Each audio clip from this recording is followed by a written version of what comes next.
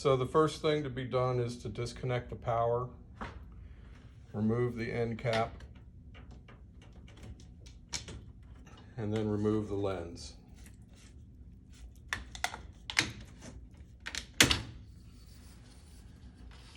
This will give you access to the LED strip.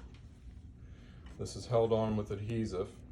So undo your connections, gently pull the strip back a little bit so that you have clearance to drill, and drill a 1/4 inch hole through the center or just off center of the backing of the fixture.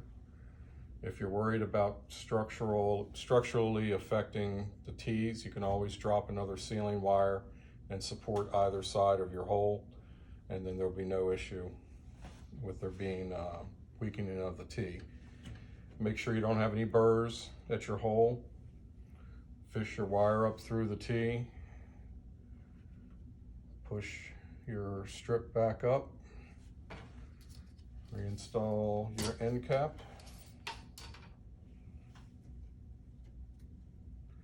And at this point, it'll be passing through the T, so you won't have to do this. And you'll have a new end cap without Correct. There'll be a new end cap provided.